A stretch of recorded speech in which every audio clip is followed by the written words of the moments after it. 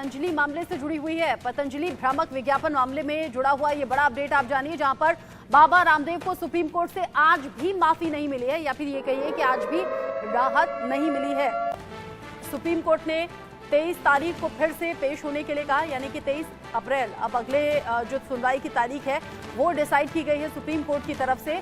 Supreme court ने फिर कहा कि आपका सिर्फ इतना कहना कि हम माफी चाहते हैं इतना काफी नहीं है। सुप्रीम कोर्ट ने 1 हफ्ते का और समय दिया है। सुप्रीम कोर्ट ने कहा है कि अभी माफी नहीं दी है, इसको आप राहत मत समझिएगा। साथ ही साथ और भी टिप्पणियां सुप्रीम कोर्ट की तरफ से की गई हैं। ये कहा गया कि आप आयुर्वेद को बेहतर बताते हैं, लेकिन आप एलोपैथ को नीचा नहीं दिखा सकते, एलोपैथ को आप नकार नहीं सकते। आपने जो किया, आपने जो कहा, ऐसा नहीं है कि आप बिल्कुल नादान हैं और ये नादानी में हो गया। कोर्ट ने आपको फैसला सुनाया, भ्रामक विज्ञापन तुरंत बंद कीजिए। बावजूद इसके आपने इस पर कोई गौर नहीं किया और आप बयानबाजी करते रहे। आपने आदेश का उल्लंघन भी किया। हालांकि बाबा रामदेव और आचार्य बालकृष्ण की तरफ से आज फिर से माफी मांगी गई है कोर्ट में, और ये कहा है कि हम बिना शर्त माफी मांगते हैं।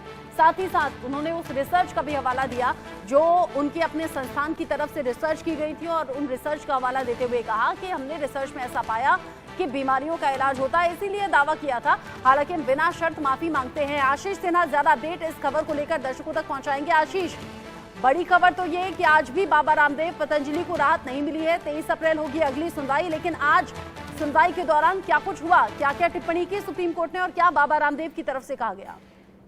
देखिए रचना, आज पहली बार ऐसा हुआ है जितनी भी सुनवाई सुप्रीम कोर्ट में हुई है कि बाबा रामदेव से सुप्रीम कोर्ट के सीधे सवाल हुए हों और बाबा रामदेव ने सीधे जवाब दिए हों। आज सुप्रीम कोर्ट में जब बाबा रामदेव और बालकृष्ण पेश हुए, उनकी तरफ से मुकुल रोहतगी ने बहस की शुरुआत की। जब सुप्रीम कोर्ट ने पूछा कि क्या आपकी तरफ से कुछ दाखिल किया गया है, तो उन्होंने कहा हमारी तरफ से दाखिल नहीं किया गया है, लेकिन हम पब्लिक अपॉलजी जो है उसको लेकर हम तैयार हैं। सुप्रीम कोर्ट ने कहा ठीक है, हम आपके जो मुवक्किल हैं यानी बाबा रामदेव और बालकृष्ण, उनसे सवाल जवाब करना चाहते हैं। उसके बाद सुप्रीम कोर्ट ने बाबा रामदेव और बालकृष्ण दोनों को आगे आने के लिए कहा उस डेस्क पर जहां पर वकील खड़े होकर बहस करते हैं। जो भी मुवक्किल होते हैं वो पीछे की तरफ बैठते हैं, लेकिन जो सबसे फ्रंट रो होती है वहां पर जो आर्ग्यूइंग काउंसिल होते हैं, जो बहस करने वाले वकील होते हैं, वो वहां पर मौजूद होते हैं। उसके बाद सुप्रीम कोर्ट ने सवाल पूछना शुरू किया। सुप्रीम कोर्ट ने कहा कि बाबा रामदेव, आपने योग के लिए बहुत कुछ किया है, आप एक प्रसिद्ध व्यक्ति हैं, लेकिन आप जो पतंजलि का जो कारोबार कर रहे हैं ये बिजनेस है।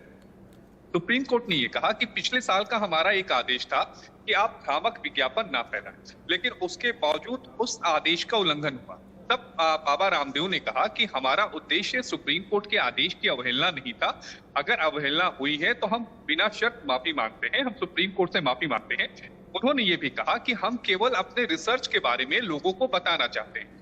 फिर कोर्ट ने कहा कि आपने एलोपैथी पर निशाना क्यों साधा, यानी आपने दूसरी जो मेडिकल संचार की जो चीजें हैं उस पर निशाना क्यों साधा। तो उन्होंने कहा कि हमारा मकसद ये बिल्कुल नहीं था कि हम किसी भी मेडिकल जो संचार है यानी एलोपैथी है उस पर निशाना साधें। फिर इसके बाद कोर्ट ने बालकृष्ण से सवाल पूछना शुरू किया।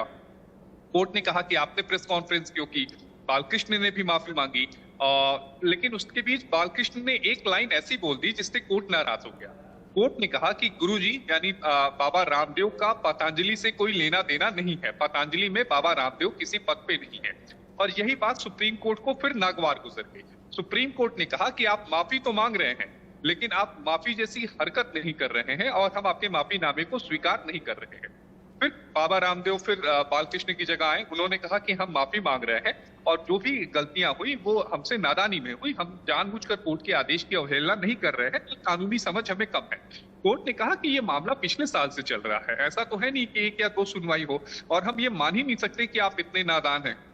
आपके पास लीगल टीम है, आपके पास पैसे हैं, आप सब चीज जानते हुए अवहेलना कर रहे हैं। कोर्ट ने कहा कि आपने माफी मांगी है, हम इस माफीनामे को नहीं स्वीकार कर रहे हैं। उसके बाद पतंजलि के 2 डायरेक्टर जो हैं बालकृष्ण और रामदेव, उनको कोर्ट ने कहा कि आप पीछे जाके बैठिए। फिर मुकुल रोहतगी आगे आए जो उनके वकील हैं।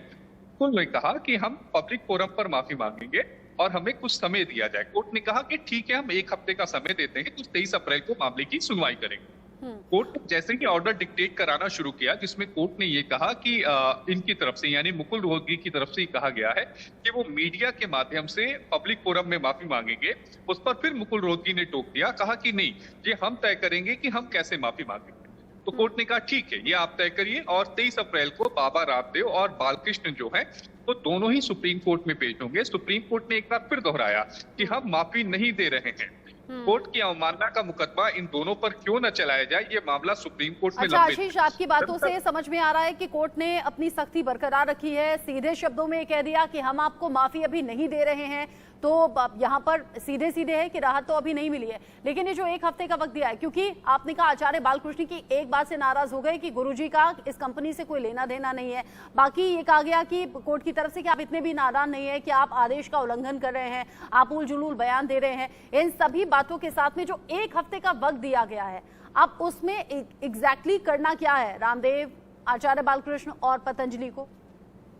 देखिए, मुझे लगता है कि आज बाबा रामदेव की तरफ से एक चूक हो गई, क्योंकि जो पिछली सुनवाई हुई थी रचना, उसमें मुकुल रोहतगी ने ये कहा था कि हम पब्लिक फोरम पर माफी मांगेंगे। अगर रामदेव की तरफ से और बालकृष्ण की तरफ से ये माफी मांगनामा जो था आज की सुनवाई से पहले मांग लिया गया होता और वो सारी जो बातें थी वो कोर्ट के सामने रखी जाती, चाहे ऑडियो के माध्यम से, वीडियो के माध्यम से या फिर किसी विज्ञापन के माध्यम से, तो मुझे लगता है कि आज शायद उन्हें सुप्रीम कोर्ट से रिलीफ मिल जाती। लेकिन पिछली बार कहा, कुछ किया नहीं, कोई हलफनामा दाखिल नहीं किया, ऊपर से ये कह देना कि भाई रामदेव तो इस कहीं है नहीं, और जिस पर सुप्रीम कोर्ट का नाराज हो जाना। अब एक हफ्ते के भीतर देखिए इन्हें माफी तो मांगनी पड़ेगी।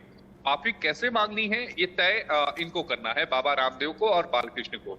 दूसरी सबसे अहम बात कि अब ये पूरा जो केस है वो मेरिट पर जाएगा और मेरिट पर इस मामले की सुनवाई शुरू होगी, यानी सुनवाई जो है वो लंबी शुरू होगी। एक गलती का खामियाजा जो बालकृष्ण ने किया वो, और दूसरा माफीनामे का, मुझे लगता है कि वो रामदेव पर आज भारी पड़ी, क्योंकि शुरुआत में जो कोर्ट का मूड था, जो मिजाज था, वो नरम था। पिछले सुनवाइयों के मुताबिक पिछले सुनवाइयों में तो शुरुआत में ही एग्रेसिव था, कोर्ट नरम था। कोर्ट जब ये कह रहा है कि योग गुरु होने के नाते आपका बहुत सम्मान है, लोग आपके फॉलोअर हैं, लोग आपको मानते हैं, तो मुझे लगता है कि कोर्ट नरम था। लेकिन बालकृष्ण की एक गलती मुझे लगता है कि बाबा रामदेव पर भारी पड़ी। ये गलती भारी पड़ी है। अगली जो सुनवाई है वो 23 अप्रैल को है, नजर बनाए रखिएगा। अभिषेक, माफ कीजिए आशीष, बहुत शुक्रिया आपका इस अपडेट को हमारे दर्शकों तक पहुंचाने के लिए। आशीष बता रहे हैं कि सीधे कह दिया है राहत नहीं मिल रही है, माफी नहीं मिल रही है। आगे